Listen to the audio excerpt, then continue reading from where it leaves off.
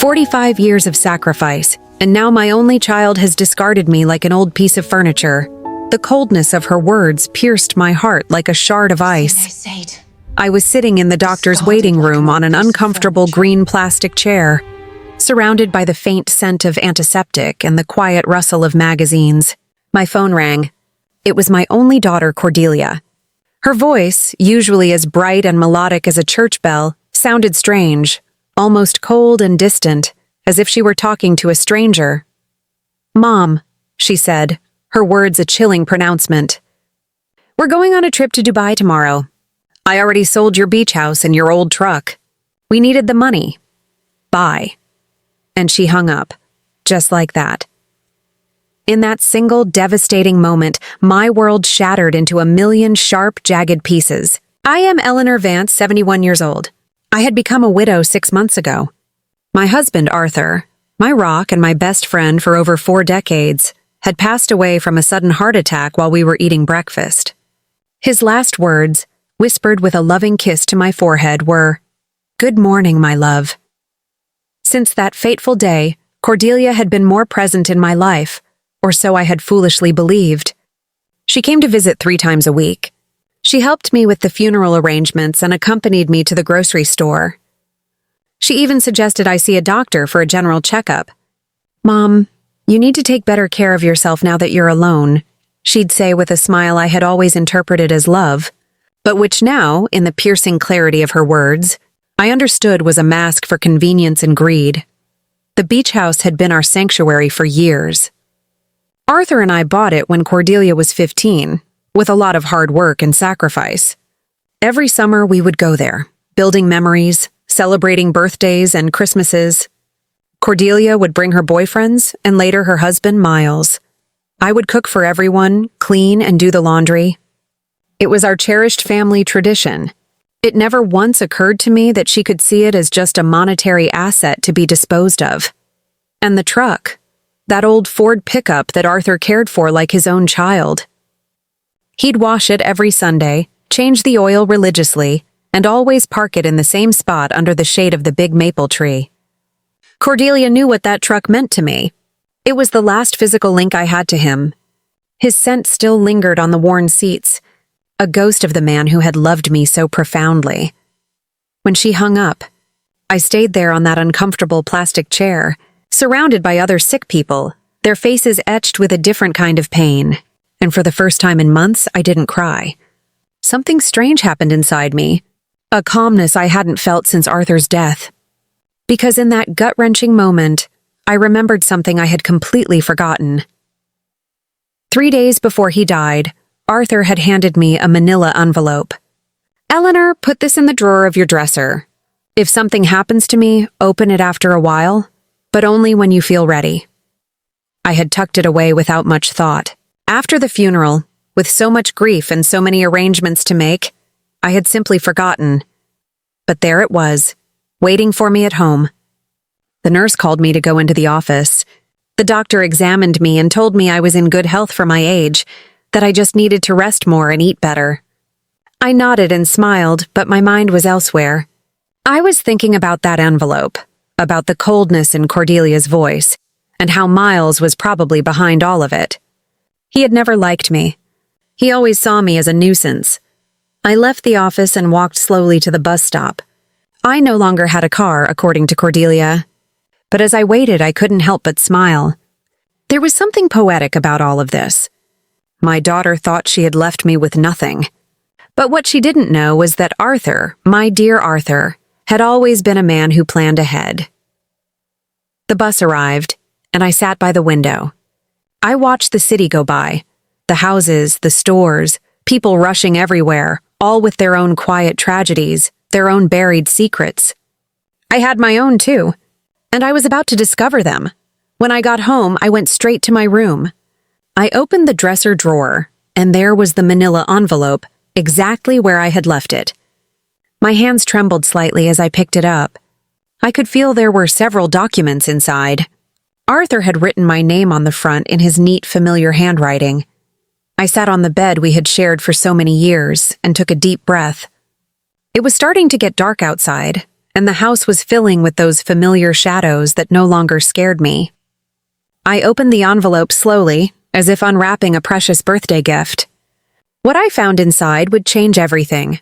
What I found in that envelope took my breath away. There were legal documents, deeds, bank certificates, and a handwritten letter from Arthur. My eyes filled with tears as I read his familiar handwriting. "My dear Eleanor," it began. "If you are reading this, it means I am no longer with you. Forgive me for not telling you everything while I was alive. But I wanted to protect you from worries. Over the years, I invested our savings in properties and businesses. We don't just have the beach house. We have 6 other properties, including the apartment building where Cordelia and Miles live. We also have shares in 3 companies that are worth more than you can imagine. You are rich, my love. You always were rich, but now you are on paper, too." My hands trembled as I looked through the documents. There were deeds to houses in different city neighborhoods, a downtown condo, a small motel on the coast, and indeed the 20-story apartment building where my daughter lived. Arthur had been the silent owner for the past 10 years, but had put everything in the name of a company I didn't know about. And according to the papers, I was the sole heir of that company. There were also bank statements for accounts I never knew existed, with numbers that seemed unreal. Arthur had been a bus driver for 40 years, but apparently he had also been a very smart investor. Every penny we saved, every sacrifice we made, he had multiplied in silence, and I never knew anything. In the letter, Arthur explained that he had kept it all a secret because he didn't want me to worry about money or for Cordelia to know about our real financial situation. "You know our daughter Eleanor. If she knew we had so much money, her attitude would change. I want her to love us for who we are, not what we have." What irony! My daughter had left me thinking we had nothing, when in reality, we had everything. That night, I couldn't sleep. I walked around the house, touching the old furniture and the knickknacks Cordelia had always criticized for being outdated. I looked at the family photos on the wall, especially the one where she was 5 years old, sitting on Arthur's lap and laughing. Where did that sweet little girl go? When did she become so cold, so calculating? The next day, early in the morning, the phone rang. It was Cordelia again. Her voice sounded different, softer, but I had already learned to be wary of those shifts in tone. "Mom, how are you? I wanted to tell you we already transferred the money from the house and the truck. We deposited your share into your account. It's not much, but it'll help you live for a few months while you look for something smaller." "My share?" I asked, keeping my voice calm. "Yes, Mom. We obviously weren't going to leave you with nothing. We gave you 30%. That's fair, right? We need the money for our investment in Dubai. Miles has an incredible business opportunity over there. 30% of my own things." "How generous." "I see, honey. And when do you leave?" "This afternoon. Our bags are already packed. We'll be gone for at least 6 months. Maybe more if the business goes well. But don't worry, Mom. When we get back, we'll help you find a small apartment. Something that fits your needs. Fits my needs." As if she knew what my needs were. "Okay, Cordelia, have a safe trip." "Oh, Mom. I knew you'd understand. You've always been so compassionate. We love you so much." And she hung up. I stood there with the phone in my hand. And for the first time in months, I laughed. I laughed like I hadn't since Arthur died. The situation was so absurd. It was comical. My daughter had robbed me, kicked me out of my own house, talked to me with unbearable condescension, and all to fund an adventure that would probably be a disaster. But what bothered me most wasn't the money. It was the ease with which she had discarded me. 45 years of my life dedicated to her, of sacrifice, of unconditional love, and she had erased me from her life with a 2-minute phone call. That was what truly hurt. I checked my bank account online. Sure enough, they had deposited an amount that probably seemed generous to them, but to me, it was a mockery. They had sold the beach house for much less than it was worth, likely because they needed the cash quickly, and they had sold Arthur's truck for a pittance. That afternoon, from my window, I watched Cordelia and Miles load their suitcases into a cab. He was carrying 2 huge suitcases. She had a very expensive-looking carry-on bag. I watched them laugh, kiss, and make plans. They looked like two teenagers excited for an adventure. They never looked toward my window, never said goodbye. When the cab drove away, I sat in the kitchen with a cup of tea and Arthur's documents spread out on the table. I had to make some decisions. I could call a lawyer, reclaim my properties, and get back everything they had taken. But something told me there was a better way to handle this, a more educational way. I called Mr. Peterson, the lawyer who had handled Arthur's affairs. He had been at the funeral, had given me his condolences, and had told me to call if I ever needed anything. Well, now I needed him. Mrs. Vance, it's good to hear from you. How are you? I'm doing well, Mr. Peterson. I need to see you urgently. I found some documents from Arthur that I don't quite understand. Of course, you can come to my office tomorrow morning. I'll be there. That night, for the first time in months, I slept soundly. I dreamed of Arthur. He was sitting in his favorite chair reading the newspaper, just like every morning. And when he saw me, he smiled and said, "It's about time, my love. It's about time you stood up for yourself." I woke up with a strange feeling. It wasn't exactly happiness, but it wasn't the sadness I had felt for so many months either. It was something like determination. For the first time since Arthur's death, I had a clear purpose. I was going to get back what was mine, but not in the way Cordelia expected. The next morning, I got dressed with more care than usual. I put on my wine-colored dress, the one Arthur always said made me look elegant. I fixed my hair and put on a little makeup, and when I looked in the mirror, I saw a woman I hadn't seen in a long time. I saw a strong woman. Mr. Peterson's office was downtown. It was an old but elegant building with marble floors and large windows. He greeted me with a warm smile, but when I showed him the documents, his expression changed completely. "Mrs. Vance, this is much more than I imagined." Arthur was a very smart man. "Look, according to these papers, you are the owner of—" "I know, Mr. Peterson. I've already reviewed them. What I need to know is what I can do legally." Mr. Peterson explained that everything was in order, that the documents were legitimate, and that I was the rightful owner of all those properties. He also confirmed something I had already suspected. The sale of the beach house was illegal because Cordelia had no right to sell it. We can get the house back immediately, Mrs. Vance, and we can also proceed with legal action against your daughter for fraud. No, Mr. Peterson, I don't want to proceed with legal action. I want to do this another way. I want everything to remain a secret for now. Can you help me? He looked at me with curiosity, but he nodded. Of course, you are my client. What do you need? I need you to discreetly get the beach house back. Do what is necessary to nullify that fraudulent sale. And I need you to help me gain real control of all my properties, especially the building where my daughter lives. I understand. It will be a process that takes a few weeks, but it's completely feasible. Perfect. And Mr. Peterson, I need no one to know I am behind all of this, at least for now. When I left his office, I felt as if I had woken up from a very long dream. I walked through the downtown streets watching the people, the buildings, the life that was going on as normal. But for me, everything had changed. I had a plan. The following weeks were the strangest of my life. Officially, I was a poor widow who had been abandoned by her daughter. But in secret, I was a rich woman silently orchestrating the recovery of my assets. Mr. Peterson worked efficiently, and every few days he would call me with updates on the progress of the legal proceedings. I decided to stay in my house for the time being. It was mine, after all, although Cordelia probably expected me to move into a single room. Every morning I would wake up, have breakfast at the same table where Arthur and I had shared so many years, and then go for a walk in the neighborhood. The neighbors would greet me with that mix of pity and curiosity they reserved for recent widows.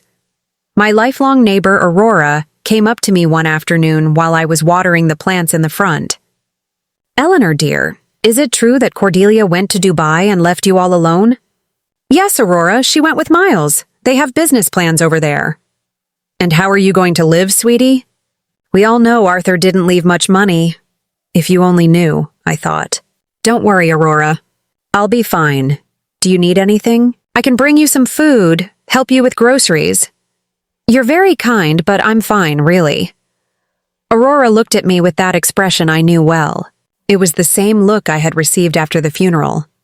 Compassion mixed with a little relief that it wasn't her tragedy. "Well, you know where to find me if you need anything." These conversations were constantly repeated, with the butcher, the baker, the lady at the corner store. Everyone spoke to me with that soft tone they use with the unfortunate, and I would nod, smile, and thank them for their concern. But inside, a part of me enjoyed this performance. It was like living a double life. Mr. Peterson called me one Wednesday morning. "Mrs. Vance, I have good news. I was able to nullify the sale of the beach house. The buyers didn't know the sale was fraudulent, so they got their money back without any problems. The house is yours again." "Excellent, Mr. Peterson. And the building where Cordelia lives? That one is more complicated. Technically, you've always been the owner through the company, but we need to make some administrative changes so that you have direct control. That should take another 2 weeks. Perfect. Keep me informed." After hanging up, I sat in the kitchen with my coffee and thought about Cordelia. She had been in Dubai for 3 weeks, and I hadn't heard anything from her.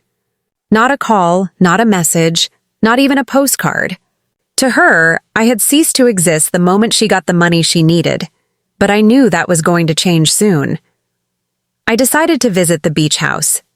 I took the bus to the coast, the same route Arthur and I had taken hundreds of times. The house was exactly as I remembered it, small, painted cream-colored with a porch overlooking the ocean. The new owners had put some potted plants on the steps, but other than that, everything was the same. I sat on the curb across the street and looked at it for an hour. I remembered summer afternoons when Cordelia was little, running on the beach and building sandcastles. Arthur grilling fish on the barbecue while I made salads in the kitchen. Cordelia bringing friends, then boyfriends, then Miles. All those happy moments that she had reduced to a simple commercial transaction. An older gentleman came out of the house and saw me sitting there. He approached me with curiosity. "Are you okay, ma'am?" "Yes, thank you. I'm just remembering. I knew the former owners. Yes, I knew them very well. What a shame about what happened. They told us the elderly lady was very sick and needed to sell fast. We thought it was a steal, but it turns out the sale wasn't legal. We had to give the house back." "Did you know them personally?" "No. We did everything through intermediaries, but they told us the daughter was handling everything because the mother couldn't. What a sad situation." If you only knew how sad it really was, I thought. "Well, I'm glad you didn't lose your money." "Yes. Luckily, everything worked out well.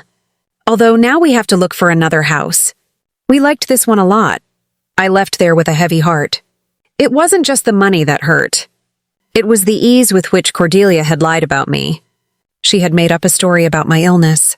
She had used my supposed vulnerability to justify her actions. To her, I wasn't a person with feelings, but an obstacle that had to be removed. That night, I called Mr. Peterson again.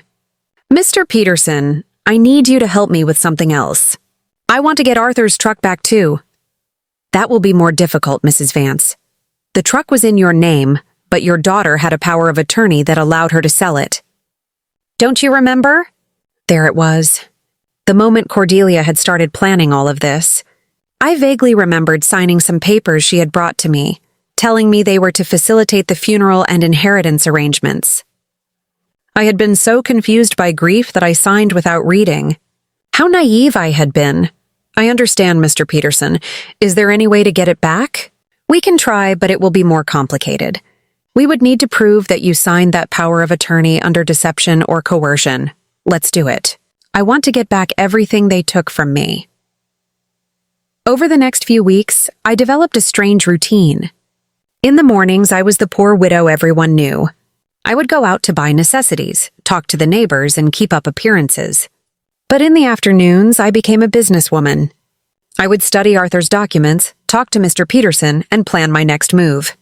I learned things about finance I never thought I would need to know. I discovered that Arthur had been much smarter than I thought.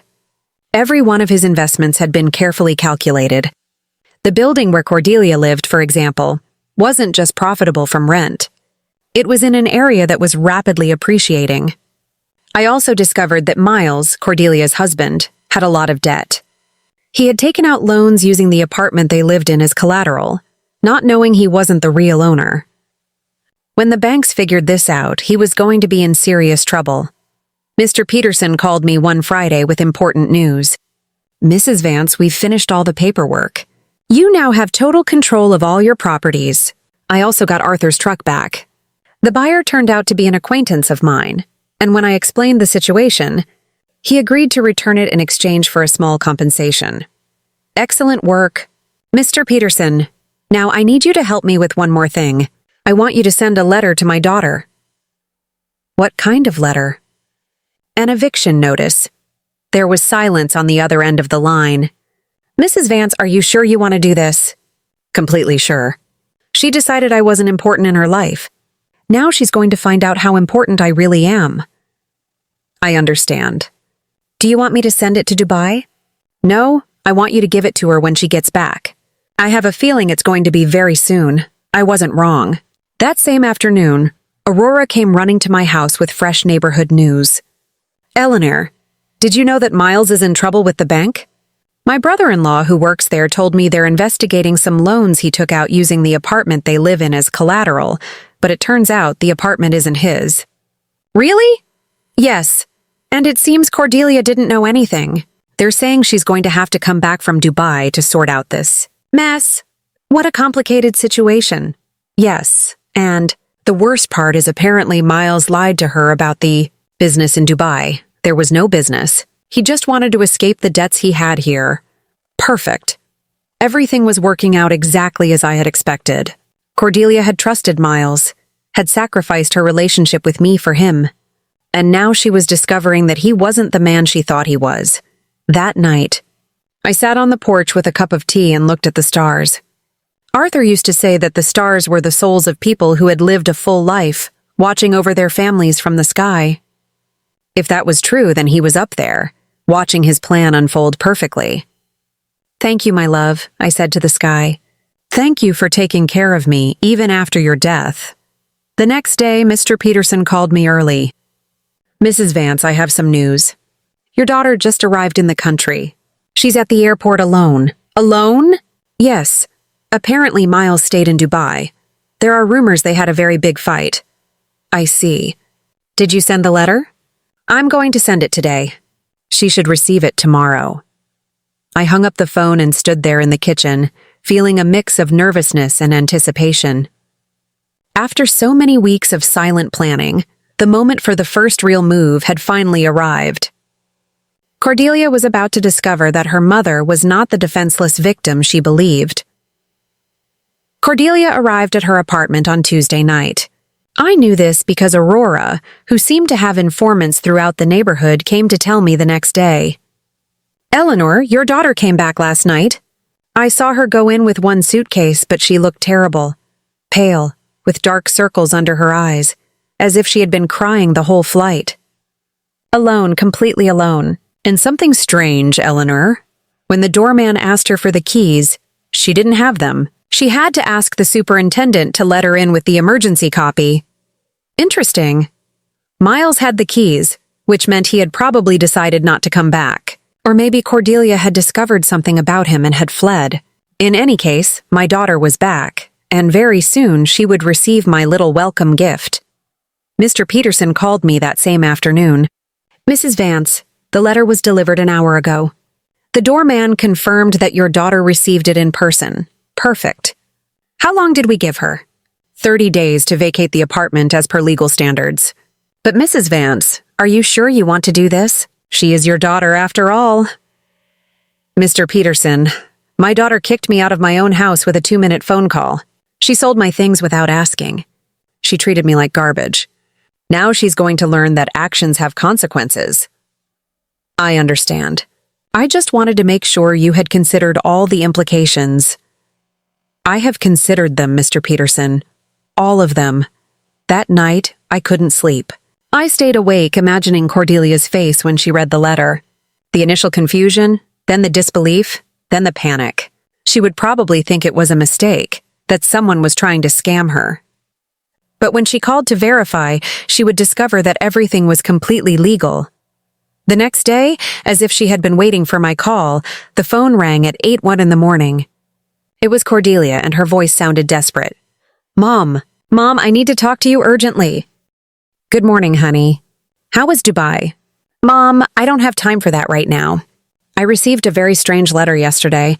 It says I have to vacate my apartment in 30 days. It must be a mistake, right? Do you know anything about this? An eviction notice? How strange. From whom? From a company I've never heard of. It's called, wait, let me find the letter. Arthur Investments, Inc. Do you know this company? Arthur had used his own name for the company. How poetic. No, honey. I've never heard that name. Are you sure the letter is legitimate? That's what I want to find out. Mom, I need you to help me. I don't know what to do. Miles left me in Dubai. He ran off with another woman, and now I come back to this. I don't understand what's happening. There was the confirmation. Miles had abandoned her. Probably when the money ran out, or when he realized that the legal problems at home were more serious than he thought. Poor Cordelia. She had sacrificed her family for a worthless man. I'm so sorry, honey. Where are you now? I'm in the apartment, but I don't know for how long. Mom, can I come see you? I need to talk to someone. I don't have anyone else. The irony was perfect.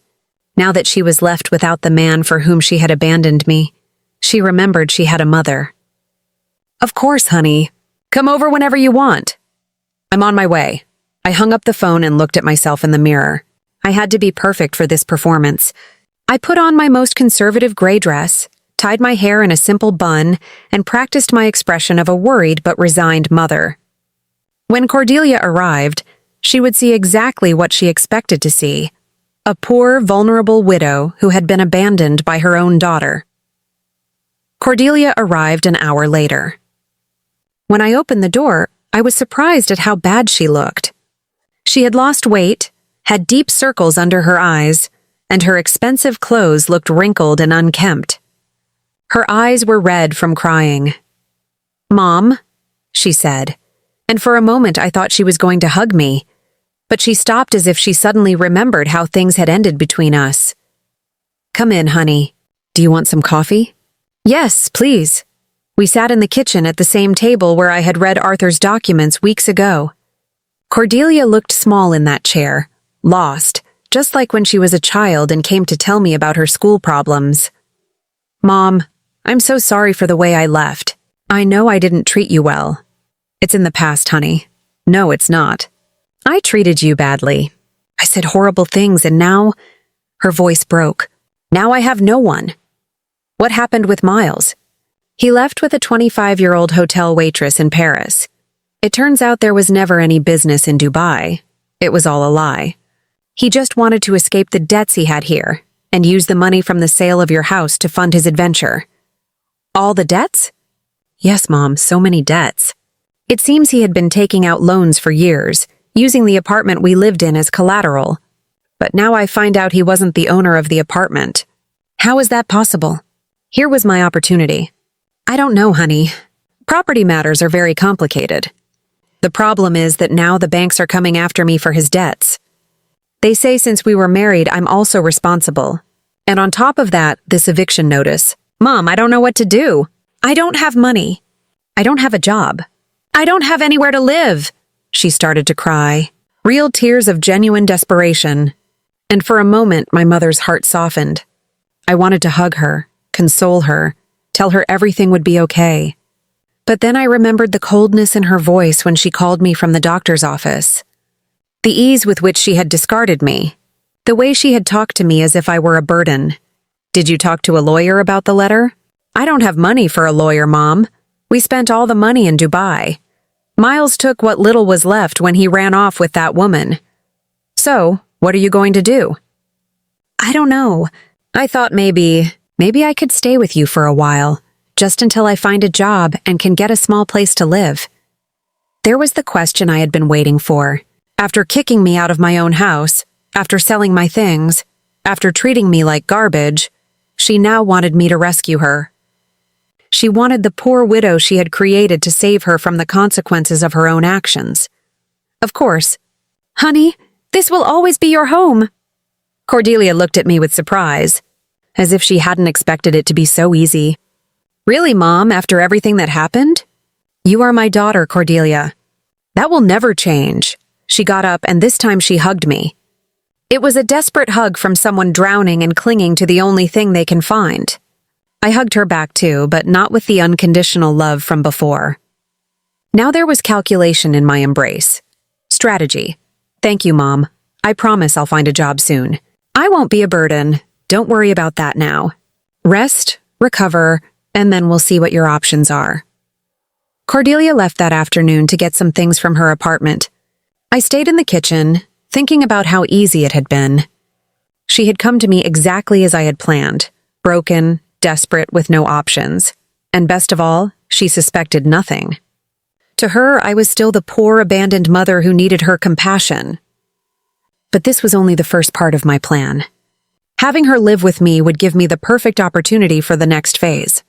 I was going to let her settle in, feel safe, and believe she had found a refuge in my house. And then, when she least expected it, I was going to teach her the difference between being poor by choice and being poor by consequence. That night, I called Mr. Peterson again. "Mr. Peterson, I need you to do something else for me." "Tell me, Mrs. Vance. I want you to investigate Miles's debts. I want to know exactly how much he owes to whom, and what legal options I have to separate them from my daughter. That will take time, but it's feasible. Perfect. And Mr. Peterson, I want you to keep this an absolute secret. No one can know I am behind this investigation." "Of course, Mrs. Vance. May I ask what your final plan is?" "My plan, Mr. Peterson, is very simple. I'm going to save my daughter, but first, she has to understand what it truly means to hit rock bottom." When I hung up, I poured myself a glass of the wine Arthur had been saving for special occasions. It had been a long time since I'd had a special occasion like this one. The game had begun, and for the first time in months, I had all the good cards in my hand. Cordelia moved into my house the next day.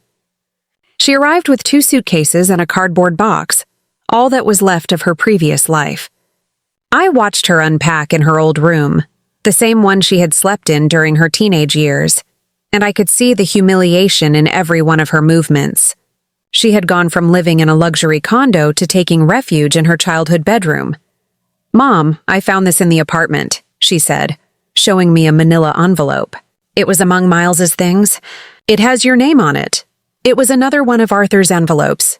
My heart sped up, but I kept my composure. "My name? How strange. Yes, look." She showed me the envelope.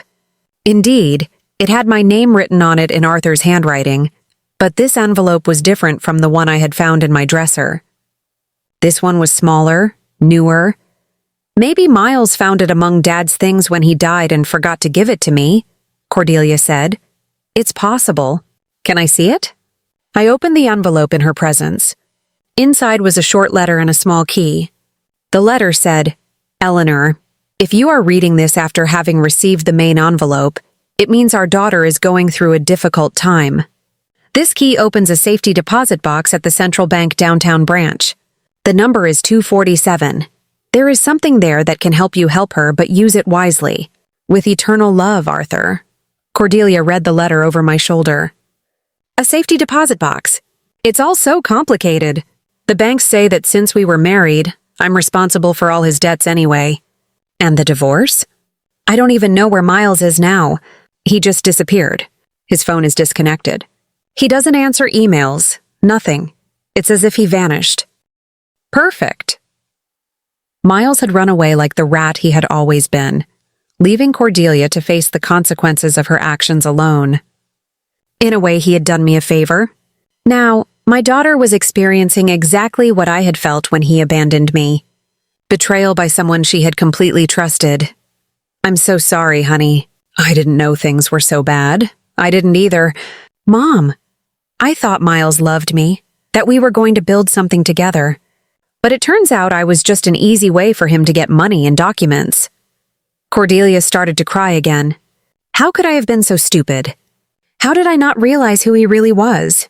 It was tempting to tell her that I had seen the signs from the beginning. that I had tried to warn her that Miles never seemed trustworthy, but that would have broken my facade as a compassionate and vulnerable mother. Love can be blinding sometimes, honey. Don't blame yourself. But Mom, I didn't just ruin my life. I ruined yours too. I treated you horribly. I took your house, your truck, your things, and all to give to a man who abandoned me at the first opportunity. Now we're two poor women trying to survive because of me. You lost everything Dad left you, and I lost my marriage and my future. It's in the past, Cordelia. We'll be okay. No, it's not. Now we're both in trouble because of my mistakes. We're two poor women trying to survive. If she only knew. I thought that at this very moment, I had more money than she could possibly imagine. That I was the owner of the building where she lived. That I could solve all her problems with a single phone call. But it wasn't time yet. The next day, we went to the bank. Cordelia was nervous, hopeful. I maintained my act as a confused widow who didn't understand much about finance. The bank employee led us to the safety deposit boxes, verified my ID, and opened box number 247. Inside were jewels, many jewels, rings, necklaces, bracelets, earrings. I recognized some pieces as heirlooms from Arthur's family. Others were completely new to me. There was also a letter explaining the origin of each piece and its approximate value. Cordelia gasped. Mom, this must be worth a fortune. You think so? Yes, look at this emerald and this pearl necklace. Mom, Dad saved a treasure here. According to Arthur's letter, the jewels were worth approximately $200,000. It was a significant amount, but it was nothing compared to the rest of my assets. It was like finding a few coins under the sofa when you have $1 million in the bank. What do we do with this, Mom? I don't know, honey. They're family memories. But Mom, we could sell some of the pieces. With this money, you could get your beach house back and I could pay off some of Miles's debts. There it was again. Even when she found something valuable, Cordelia's first reaction was to think about how to use it to solve the problems Miles had created. She hadn't learned a thing yet. Are you sure you want to use your father's inheritance to pay Miles's debts? What other option do I have, Mom? If I don't pay something soon, the banks are going to foreclose on everything I have. And technically, I don't own anything. Everything was in Miles's name. Think carefully, honey. Once you sell these jewels, you won't be able to get them back. I know, but what else can I do? I can't get a job with all these legal claims pending. No employer is going to want to hire someone with so many legal problems. We took the jewels home. Cordelia spread them out on the kitchen table and examined them one by one, calculating which ones she could sell and which she could keep. It was painful to watch her reduce decades of family history to numbers on a spreadsheet. Mom, I think I can get $180,000 for the jewels, she said one afternoon. It's less than I expected, but it's enough to pay off the most urgent debts. Are you sure you want to do this? I have no choice. If I don't pay something soon, they'll seize everything. Even this house could be at risk if they prove I have some kind of legal connection to the properties. How ironic the situation was. Cordelia was worried about losing a house that I owned, paying the debts of a man who had abandoned her with money from jewels that had belonged to the same man who had created the fortune that could save her. And how are you going to decide which debts to pay first? I talked to a free financial advisor at the bank. She told me to prioritize the debts that have real collateral because those are the ones that can affect property or lead to immediate foreclosure. Cordelia had matured so much in these few weeks. The woman who had sold my things without consulting me was now carefully investigating every financial decision. The suffering had made her more responsible but also more fragile. That night, while she was organizing the debt documents on the table, I received a call from Mr. Peterson. Mrs. Vance, I have a full report on Miles's debts. The situation is worse than I thought. How much worse? He owes over $200,000 to several banks and also has debts with private lenders. What's more concerning is that he used falsified documents with your daughter's signature for some of these loans. That means Cordelia is legally responsible. It's complicated? If we can prove she didn't know, we might be able to get her out of some of the debts. But it's going to be a long and expensive process. How expensive? For a good lawyer specializing in these types of cases? Probably a 50,000 and there's no guarantee of success. I understand. And what if she just pays the debts? If she has the money, that would be the fastest solution. But I doubt she has access to that amount. Mr. Peterson, I want you to prepare all the necessary documents to get my daughter out of these debts, but don't tell her anything yet. You're going to pay, Mrs. Vance? I'm going to do whatever is necessary to protect my daughter, but this has to be handled in a very specific way. When I hung up, I found Cordelia in the living room looking at the jewels with a sad expression. She looked lost, like a child who had broken her favorite toy and didn't know how to fix it. What are you thinking about, honey? About Dad. About how disappointed he would be in me if he could see what I did with my life. Your father loved you very much, Cordelia. He would understand. No, Mom. He taught me to be responsible, to value family, not to be selfish. And I did the exact opposite. I abandoned my mother for a man who turned out to be a liar. I sold my family's memories for money. I ruined everything he built. For the first time since she had returned, I heard a genuine regret in her voice. It wasn't just lamenting the consequences of her actions, but a true acknowledgement that she had done something morally wrong. People make mistakes, honey. The important thing is to learn from them. But how do I learn from this, Mom? How do I fix the damage I've done? There was the question I had been waiting for. Cordelia was finally ready to face the truth about her actions and their consequences. But it wasn't yet time to reveal my final card. First, I had to let her hit rock bottom completely. The next few days were crucial for my plan. Cordelia decided to sell most of the jewels, keeping only the engagement ring Arthur had given me and a small necklace that had belonged to her grandmother. I watched her prepare to go to the jewelry stores, research prices, and negotiate with buyers. It was painful to watch her reduce decades of family history to commercial transactions, but it was necessary for her to understand the real weight of her decisions. Mom, I got $180,000 for the jewels, she told me one afternoon, counting the bills on the kitchen table. It's less than I expected, but it's enough to pay off the most urgent debts. Are you sure you want to do this? I have no choice. If I don't pay something soon, they'll foreclose on everything. Even this house could be at risk if they prove I have some kind of legal connection to the properties. How ironic the situation was. Cordelia was worried about losing a house that I owned, paying the debts of a man who had abandoned her with money from jewels that had belonged to the same man who had created the fortune that could save her. And how are you going to decide which debts to pay first? I talked to a free financial advisor at the bank. She told me to prioritize the debts that have real collateral because those are the ones that can affect property or lead to immediate foreclosure. Cordelia had matured so much in these few weeks. The woman who had sold my things without consulting me was now carefully investigating every financial decision. The suffering had made her more responsible but also more fragile. That night, while she was organizing the debt documents on the table, I received a call from Mr. Peterson. Mrs. Vance? I have important news. We managed to locate Miles. Where is he? In Paris, just as your daughter suspected. But here's the interesting part. He's trying to get French residency through a fake marriage with that young woman your daughter mentioned. A fake marriage? Yes. Apparently the girl needs papers and he needs a way to stay in Dubai without being deported. But the most important thing is that we found evidence that he deliberately falsified your daughter's documents with the intention of fleeing the country. That means Cordelia can get out of the debts. With this evidence, yes, we can prove fraud and coercion. Your daughter won't have to pay anything for what Miles did behind her back. It was perfect. I had a way to save Cordelia from all her debts legally without her suspecting that I had the money to do it. Mr. Peterson, I want you to start the legal process immediately. Don't tell my daughter anything yet. I want the process to be completely finished before I tell her. I don't want to give her false hope. Understood. This will take about 3 weeks, maybe a month. Perfect. When I hung up, Cordelia looked at me with curiosity. Who was that, Mom?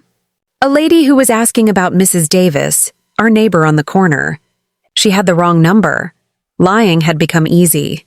Every day that passed, I felt more comfortable with this double life I was leading. On one hand, I was the poor, abandoned mother Cordelia believed me to be. On the other, I was a wealthy woman, silently orchestrating my daughter's salvation and education. Over the next 2 weeks, I watched Cordelia struggle with decisions she never had to make: how to stretch money for food, how to negotiate with creditors, how to look for a job when your credit history is ruined. It was a cruel but necessary education. "Mom, I went to 3 job interviews today," she told me one evening, coming home with swollen feet and a tired face. 2 of them told me they can't hire me because of the pending legal problems. The third one offered me a part-time job cleaning offices at night. Are you going to take it? I have no choice. It pays very little, but it's better than nothing. And I can work at night so I can keep looking for something better during the day.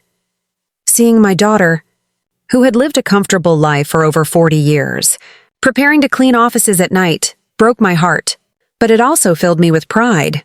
She was finally facing reality without expecting someone else to solve her problems. Are you sure you can handle so much physical work? I'll have to learn. I can't keep being a burden to you. Mom, this is your home, Cordelia. No, Mom. This is your home and I'm here because of your generosity, but I'm not going to take advantage of it forever. One night, while Cordelia was on her first cleaning shift, Aurora came to visit. She sat in the kitchen with me, drinking tea and looking at the family photos on the walls. Eleanor, I have to ask you something. Did you know Cordelia was going to come back in these conditions? What do you mean? Well, when she left, she seemed so sure of herself, so arrogant. She talked about the great life she was going to have in Dubai, about how successful Miles was. And now she's back, completely broken, working a cleaning job, living with you again. Life takes many turns, Aurora. Yes, but there's something else. I've been watching Cordelia these days and she looks different. Not just sad, but humble, as if she learned something important. Aurora had always been very perceptive. What do you think she learned? I think she learned the value of the things she had taken for granted, like having a mother who loves her unconditionally. Maybe. Aurora, can I tell you something? When Cordelia left and treated you so badly, many of us thought you would never forgive her. But here you are taking care of her again, giving her a home when she has nowhere to go. She's my daughter. Aurora. Yes, but not every mother would do what you're doing, especially after being treated the way you were treated. If Aurora only knew the complete truth, that I had the power to solve all of Cordelia's problems, but was choosing to let her suffer a little longer so she would learn the full lesson. Do you think I'm doing the right thing? I think you're doing what a good mother would do, but I also think Cordelia needs to fully understand what she lost when she abandoned you.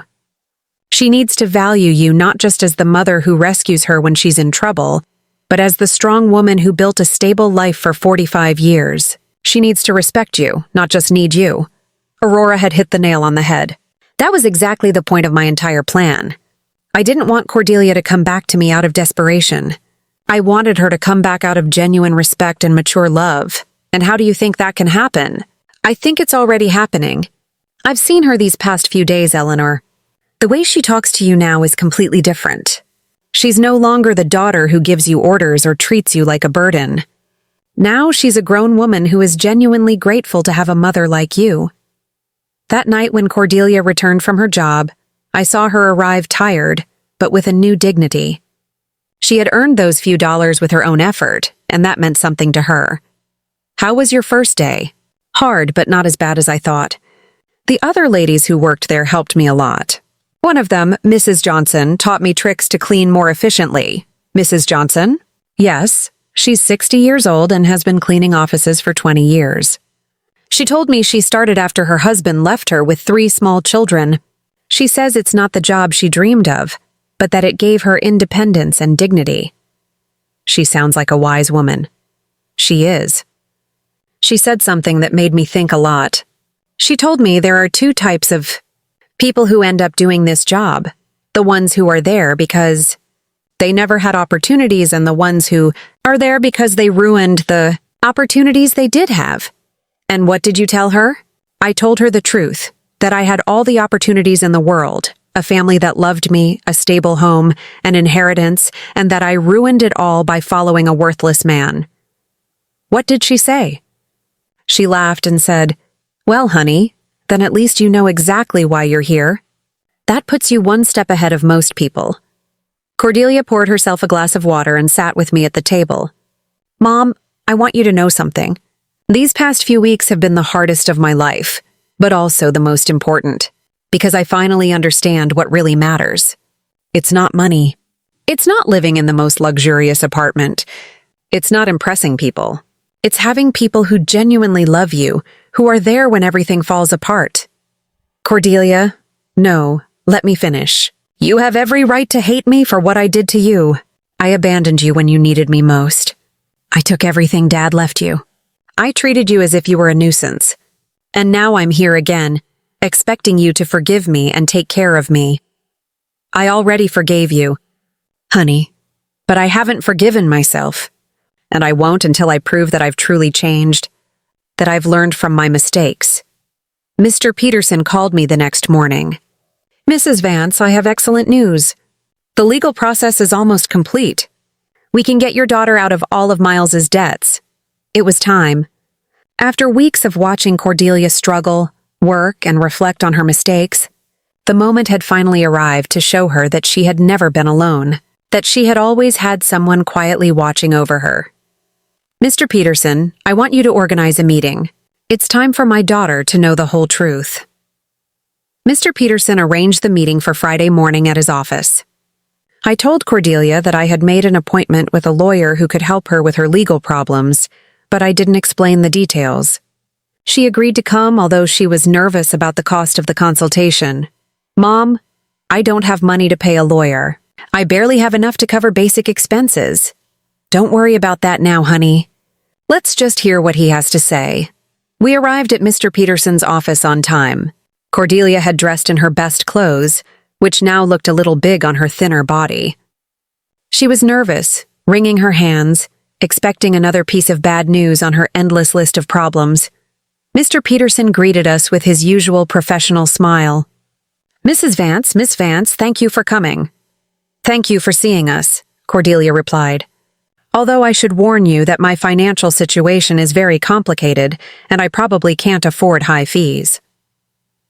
"That's exactly what we're going to talk about," Mr. Peterson said, exchanging a look with me. "But first, I need you to review these documents." Mr. Peterson handed Cordelia a thick folder. She opened it and began to read, her expression gradually changing from confusion to surprise. "I don't understand. These documents say that Miles forged my signature, that there is evidence of fraud, that I am not responsible for the debts. That's right. We have been investigating your case for the past few weeks. We found enough evidence to prove that you were a victim of identity fraud. But how is that possible? Who paid for this investigation?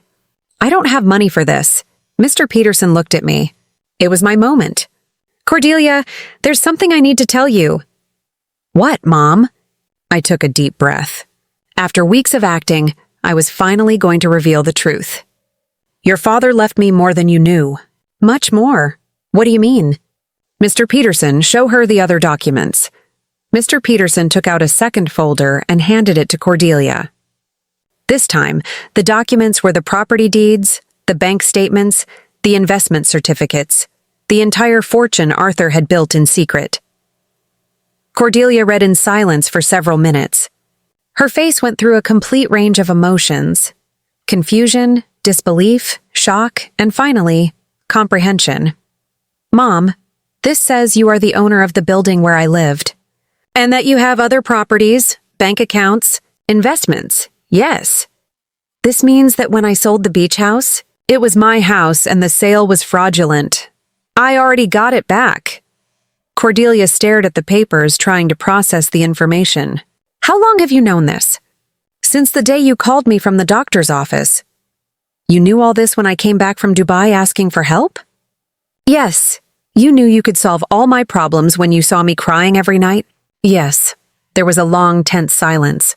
Cordelia closed the folders and looked directly into my eyes. "Why, Mom? Why did you let me suffer when you could have helped me?" This was the question I had been waiting for weeks. Because you needed to learn something you couldn't learn any other way. What? You needed to learn the value of the things you had lost. The value of family, of respect, of responsibility. When you abandoned me, it wasn't just money you took from me. It was dignity. It was love. It was trust. Cordelia started to cry, but they weren't tears of self-pity like the ones she had shed during these weeks. They were tears of deep understanding. I abandoned you when you needed me most. Yes. I treated you like garbage. Yes. And you saved me anyway. Yes, but not in the way you expected. I didn't save you by giving you money so you could keep making the same mistakes. I saved you by letting you hit rock bottom so you could learn to save yourself. Mr. Peterson discreetly intervened. Miss Vance, your mother has paid all the legal expenses to free you from Miles's debts. She has also recovered all the properties that were sold fraudulently. You are completely free of legal problems. And the cleaning job I got? You can quit if you want, I said. But I hope you don't. Why? Because that job is teaching you something you never learned when everything was easy. It's teaching you the value of your own effort, the dignity of honest work, the importance of valuing every dollar you earn. Cordelia wiped her tears and looked at me with an expression I hadn't seen in years. It wasn't the look of a daughter who needs her mother, but the look of a grown woman who respects another woman. Do you forgive me, Mom? I forgave you a long time ago, honey. The question is, can you forgive yourself? I don't know if I can. I did unforgivable things. People make mistakes, Cordelia. The important thing is what we do after we recognize those mistakes. Mr. Peterson left us alone in his office for a few minutes. Cordelia and I sat in silence, processing everything that had happened. Mom, I want you to know something. Even if you didn't have all this money, even if you were really the poor widow I thought you were, I would have learned the same lesson. That there is nothing more valuable than having someone who loves you unconditionally. During these past few weeks, the only thing that kept me sane was knowing I had a home with you. That no matter how much I had ruined my life, you were still my mother. That will never change, Cordelia. I know. But I also know that I can never take that love for granted again. I have to earn it every day with respect, with gratitude, with actions, not just words. We left Mr. Peterson's office with a completely new relationship. We were no longer mother and daughter united by blood and habit. We were two grown women who had chosen each other after going through the most difficult test imaginable. The following weeks were about rebuilding, but not the kind Cordelia expected. Even though she now knew I had enough resources to solve all her problems, she decided to keep her night cleaning job. Mom, I need to finish what I started, she told me one afternoon as she was getting ready for work. I can't just go back to a comfortable life as if nothing happened. Are you sure? You don't have to punish yourself forever. It's not a punishment. It's a way of remembering who I was and who I want to be now. I watched her put on her work uniform, something unthinkable a few months ago when she lived in the luxury condo with Miles. But there was something different in her posture, in the way she moved. She was no longer the broken woman who had arrived crying at my door. She was someone who had found dignity in honest work. Aurora came to visit me that afternoon, as she had done every few days since Cordelia had returned. Eleanor, there are some very strange rumors going around the neighborhood. What kind of rumors? People are saying that you're not as poor as we all thought. Someone saw Cordelia leaving a very elegant lawyer's office downtown, and then they saw her paying off all her debts at the bank. People talk a lot, Aurora. Yes, but they're also saying you got your beach house back and that somehow you managed to solve all of Cordelia's legal problems. That costs a lot of money, Eleanor. What do you want to know exactly? I want to know if my friend of 40 years has been lying to me about her situation. I poured myself a cup of tea and sat across from her. It was time to be honest with someone else. Arthur left me more than anyone knew, Aurora. Much more. How much more? Enough so that Cordelia and I never have to worry about money again. Aurora was silent for a moment, processing the information. And why did you pretend to be poor all these months? Because I needed Cordelia to learn something she couldn't learn any other way. I told her the whole story. Cordelia's cruel phone call. My plan of silent revenge. the weeks of watching her hit rock bottom, and finally the revelation in Mr. Peterson's office. Eleanor, that is brilliant and terrible at the same time. Terrible? Yes, because you let your own daughter suffer when you could have helped her immediately. But also brilliant because I understand why you did it. Cordelia needed to learn the value of the things she had lost. If you had simply given her money to solve her problems, she would have learned that there's always someone who will rescue her from the consequences of her bad decisions. Exactly. But Eleanor, didn't it hurt you to see her suffer? Every day, every night I saw her crying. Every morning I saw her get up to go to work tired and defeated. But I knew that if I rescued her too soon, she wouldn't have learned the full lesson. And do you think she learned it? Look for yourself. Cordelia knows that she now has access to enough money to live comfortably, but she chose to keep her job.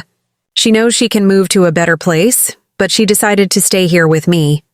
She knows she doesn't have to worry about the debts, but she's using her own savings to help other women in similar situations.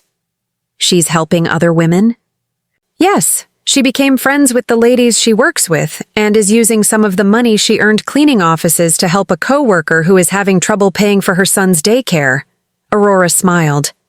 That's not the Cordelia who went to Dubai. No, she's not. This Cordelia understands that money is a tool, not a goal. She understands that dignity comes from work and respect, not from material possessions. That night, when Cordelia returned from work, she found me reading in the living room. Mom, I have to tell you something. Today, Mrs. Johnson asked me if I was the daughter of the rich lady from the north side of town. What did you tell her? I said yes, that you have enough money for me not to have to work. And do you know what she asked me next? What? She asked me why I was still working. So I explained that it was because I need to prove to myself that I can stand on my own 2 feet. And what did she say? She laughed and said, Honey, that's the difference between being rich and acting rich. Your mom taught you how to be truly rich. Mrs. Johnson is very wise. She is. And she made me understand something important. It's not about the money you have, but about how you use it and how you relate to it. Cordelia sat down with me on the sofa. Mom, I want you to know that I've made a decision.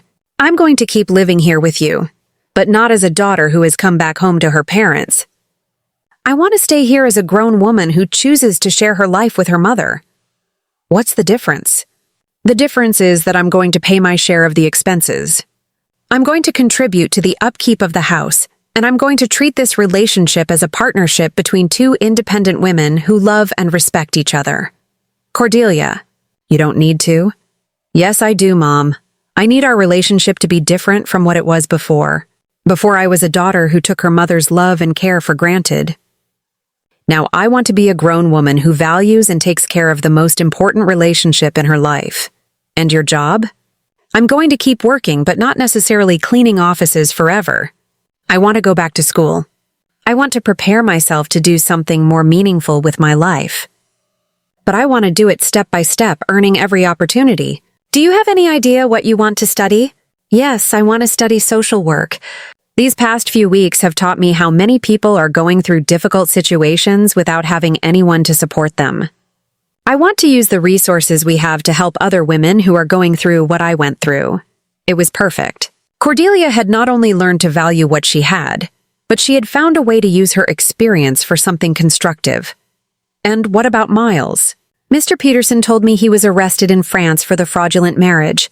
He's going to be deported soon, but honestly, Mom, I don't care anymore. That part of my life is over. You don't feel any resentment? No, Miles did me a favor without even knowing it. If he hadn't abandoned and betrayed me, I never would have hit rock bottom. And if I had never hit rock bottom, I never would have learned to truly value what I have.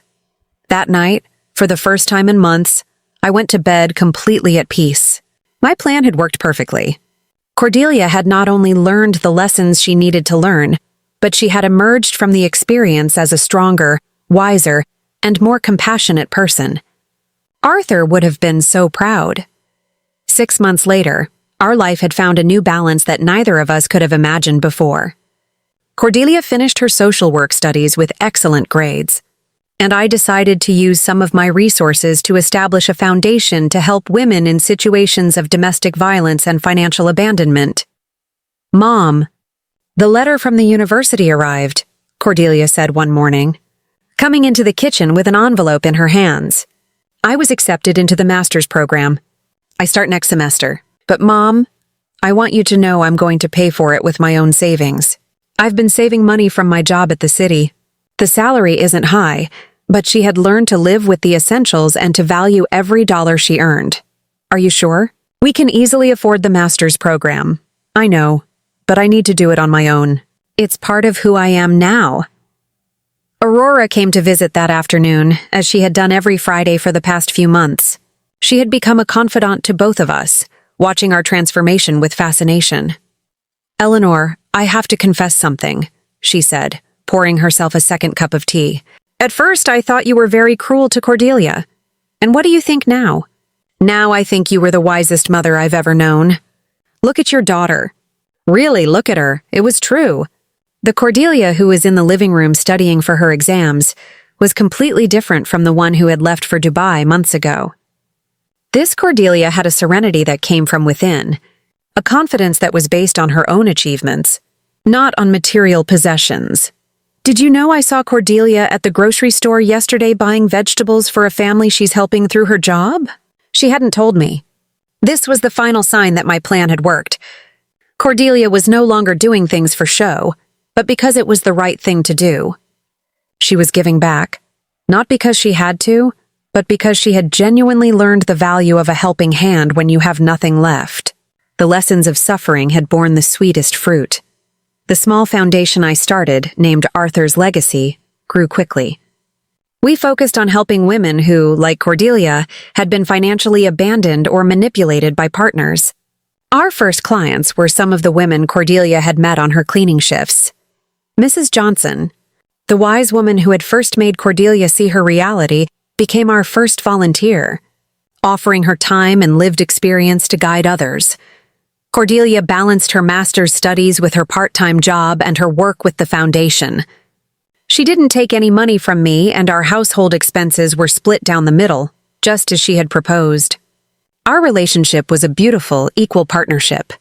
We would spend our evenings discussing her classes, the women she was helping, and the future of our small foundation. One rainy afternoon, the doorbell rang. It was an unexpected visitor. A woman stood on the porch, drenched and looking lost. She was young, with a face that seemed both beautiful and hardened by life.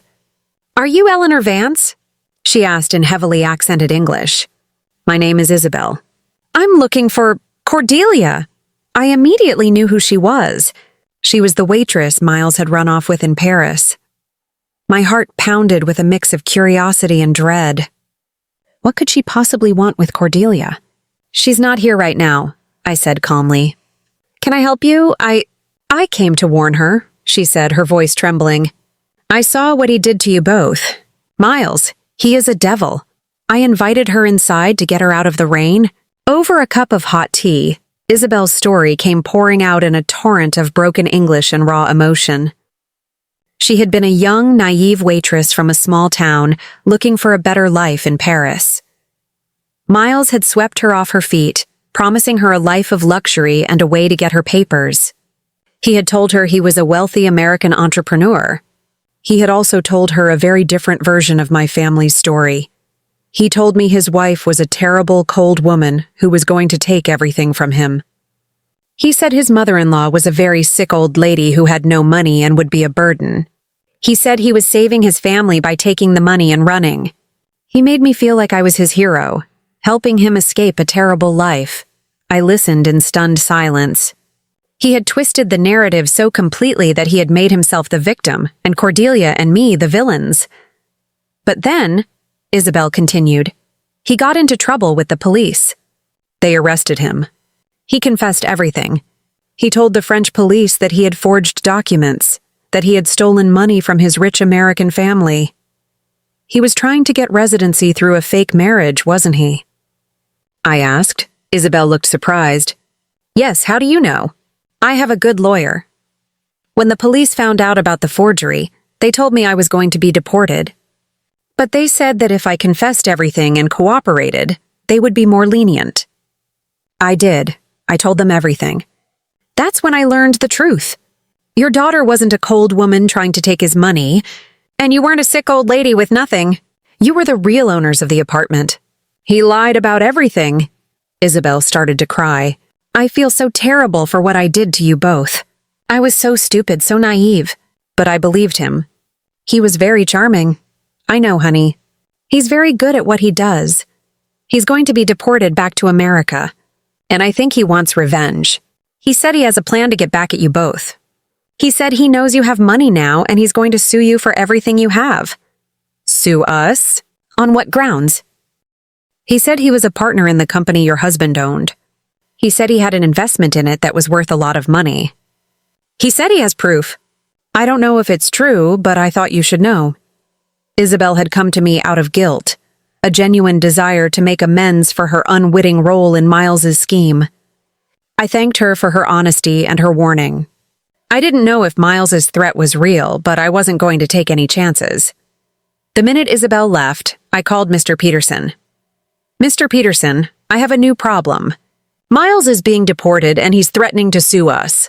On what grounds, Mrs. Vance? I relayed Isabelle's story. He says he was a silent partner in Arthur's company. That's preposterous. Your husband put everything in a trust in your name. There's no way Miles could have had any claim on it. But we should be prepared. I'll start the paperwork immediately to prevent any fraudulent claims.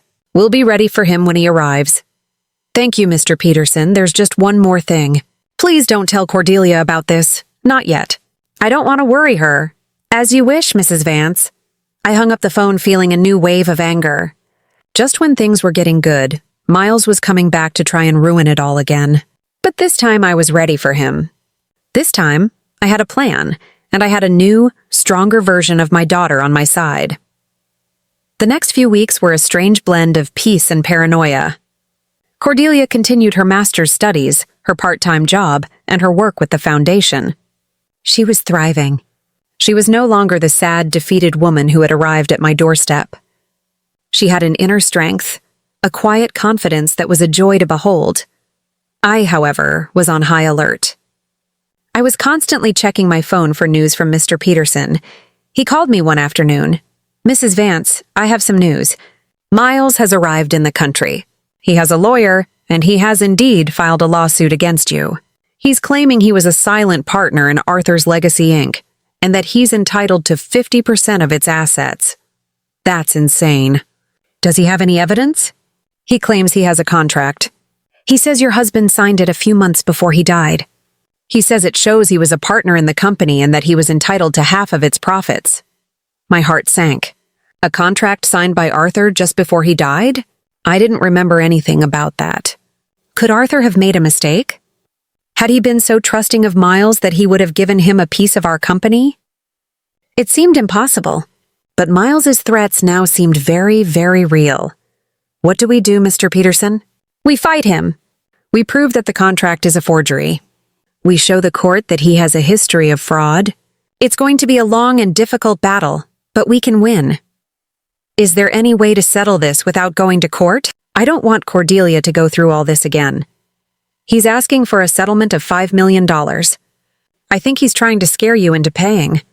I don't think he has a legitimate claim, but with a good lawyer, he could make this very difficult for you. I think we should meet with him. Show him that we're not afraid of him. I agreed to a meeting the following week at Mr. Peterson's office. I didn't tell Cordelia anything. I knew she would be devastated to learn that Miles was back and that he was trying to ruin us again.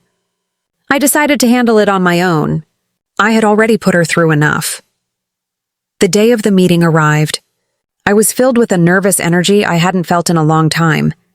I put on my best business suit, the one I had bought for the foundation's first event. I wanted to look strong, confident, and in control. I arrived at Mr. Peterson's office and waited. Miles walked in with his lawyer, a young, arrogant-looking man in a flashy suit. Miles looked different. He was thinner, his face was gaunt, and his eyes had a cruel, cold gleam I had never seen before. He looked at me with a triumphant smirk. Well, well, Eleanor, Look at you, all dressed up like a real businesswoman. I knew you had it in you. What do you want, Miles? What do I want? I want what's mine. I want what Arthur promised me. I want what your daughter sold to me, and you're going to give it to me. All of it. I don't know what you're talking about. Arthur never promised you anything. Oh, he did. He signed a contract making me a partner in his company. I have it right here. He slapped a document on the table. It's all there. His signature. My name, your name. All in black and white. I looked at the document. It looked legitimate. It had Arthur's signature, my name, and Miles's name, all in a legally binding contract. My hands started to tremble. Had Arthur been so trusting of Miles that he would have given him a piece of our company? It seemed impossible, but the document looked real. This is a forgery, I said, trying to keep my voice steady. Is it? Let's see what the court says. I have witnesses. I have proof, and I have nothing to lose. He looked at me with a triumphant gleam in his eyes. You're going to lose everything, Eleanor. Everything your husband built. Everything your daughter stole from you and then you stole back. All of it will be mine. I'll make sure you two have nothing left but each other. Maybe then you'll learn your lesson about karma. Karma, I said, my voice rising. You dare to talk to me about karma? You abandoned my daughter in a foreign country. You used her. You manipulated her. You left her with nothing but a mountain of debt. And you dare to talk to me about karma? It's not my fault she's so naive. She made her choices, and now she's going to have to live with them, and so are you. Just then, the door opened and Cordelia walked in. I hadn't told her about the meeting. I had wanted to protect her from Miles's venom, but she had apparently seen Miles's lawyer in the lobby and had followed him in. She looked at Miles with a cold, disgusted expression. What are you doing here, Miles? She asked, her voice calm and firm. Cordelia, get out of here, I said. This is not for you. Yes, it is, Mom, she said, her eyes fixed on Miles. This is exactly for me. This is my life. What are you doing here, Miles? Trying to take my mother's money again? Miles looked at her with a cruel smile. Your mother's money? It's our money, honey. I'm a partner in your father's company. I'm entitled to half of everything, and I'm going to take it. You're not a partner in anything, Cordelia said. You're a liar and a thief. You're a coward who runs away when things get tough. You're a parasite who lives off other people's money. And you're nothing. You're less than nothing. Miles's face went white with rage. You little witch. You think you're so smart now? You think you're so tough now that you have your mommy's money? You're still a weak little girl who needs to be rescued. And I'm going to prove it. He lunged at her, but Mr. Peterson and I both stepped in front of her. That's enough, Miles. Get out of here. I'm calling the police. You can call whoever you want, Miles said, his voice trembling with fury. But I have the law on my side. I have a contract, and I'm going to win. You're going to lose everything. Both of you. He stormed out of the office, leaving a tense silence in the room. Cordelia looked at me with a stunned expression. Mom, what was that? What contract was he talking about? I took a deep breath. It was time to tell her everything. He's suing me. He's claiming he was a partner in your father's company. He says he has a contract that proves it. A contract? That's impossible. Dad would never do that. I know, honey, but he has a document that looks real. It has your father's signature. Cordelia's eyes filled with tears. He's still trying to ruin us. He's still trying to take everything from us. I know, honey, but we're not going to let him. We're going to fight him. We're going to win. Cordelia looked at me, her face a mask of determination. You're right, Mom. We're not going to let him. We're going to win. But this time, we're going to do it together. And I'm not going to be a victim. I'm going to be a fighter.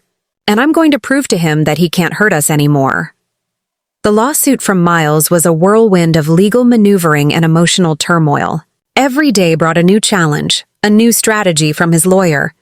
He was relentless, using every loophole and legal trick to try and force a settlement. He even went to the press, painting a picture of a poor, wronged man fighting against a greedy, wealthy family. But we were ready for him. Mr. Peterson, a bulldog in the courtroom, systematically dismantled Miles's lies.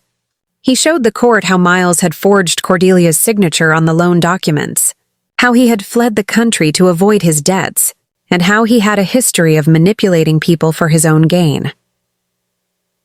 The final piece of the puzzle came from a source I never expected: Isabelle. After her initial visit, she had been keeping in touch, feeling a deep sense of guilt and a desire to make things right. When she heard about the lawsuit, she reached out to us with a bombshell. She had a recording. She had secretly recorded a conversation with Miles in a hotel room in Paris, where he bragged about how he was going to get his revenge on us. He talked about the forged contract, about how he had meticulously copied Arthur's signature from old documents he had found. With that evidence, the case was over. The judge threw out the lawsuit and Miles was left with nothing. He was ordered to pay our legal fees, and he was left with a criminal record that would follow him for the rest of his life. The day the verdict was announced, Cordelia and I sat in Mr. Peterson's office holding hands. We didn't say anything for a long time. We just sat there in silence, feeling a deep sense of peace. The nightmare was over. We had won. We had not only won the lawsuit, but we had won something much more valuable. We had won back our lives, our dignity, and our relationship. That night, we celebrated by having a quiet dinner at home. We sat at the same kitchen table where I had read Arthur's documents and Cordelia had planned how to sell her jewels. We talked about the future, about the foundation, and about her master's program. "Mom, I want to do something for you," Cordelia said. "I want to buy you a new car. The one Dad wanted to buy you, a shiny red one. I want to buy it for you with my own money. I've been saving up. It won't be as fancy as a new one, but it's a good one. What do you say?" My eyes filled with tears. This wasn't the Cordelia who had sold my things without asking. This was a new Cordelia, a woman who understood the value of things, not because of their price, but because of the love that they represented. I would love that. "Honey," I said, my voice trembling with emotion, "but I want to do something for you too. I want to buy you the beach house. I want you to have it back." "No, Mom," she said.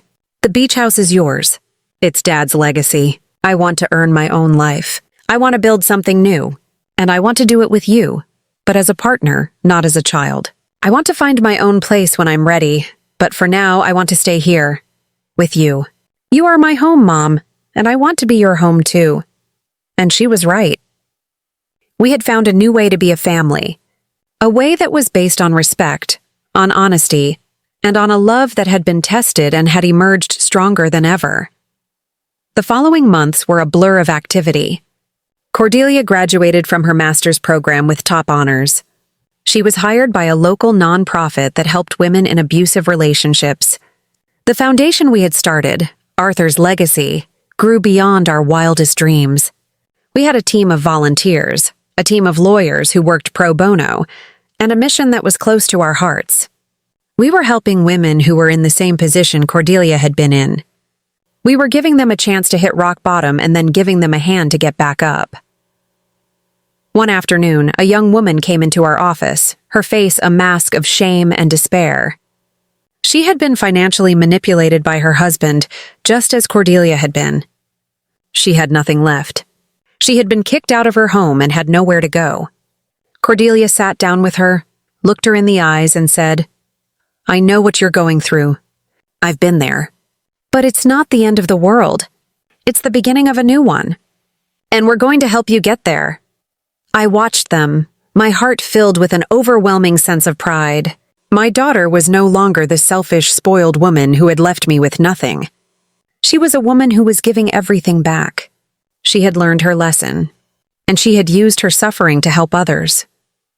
That night, I sat on the porch with a glass of wine and looked at the stars. It was a beautiful night. The stars were shining brightly, and the sky was a deep, inky black. I felt a sense of peace that I hadn't felt in a long time. Arthur would have been so proud of us. He would have been proud of the woman Cordelia had become. He would have been proud of the legacy he had left behind. He would have been proud of the mother and daughter who had found their way back to each other. "Thank you, my love," I whispered to the sky. "Thank you for everything." I took a sip of my wine and smiled. The game was over and we had won. The biggest win was not the money, but the love we had found on the other side of betrayal. And that was a treasure that no one could ever take away from us.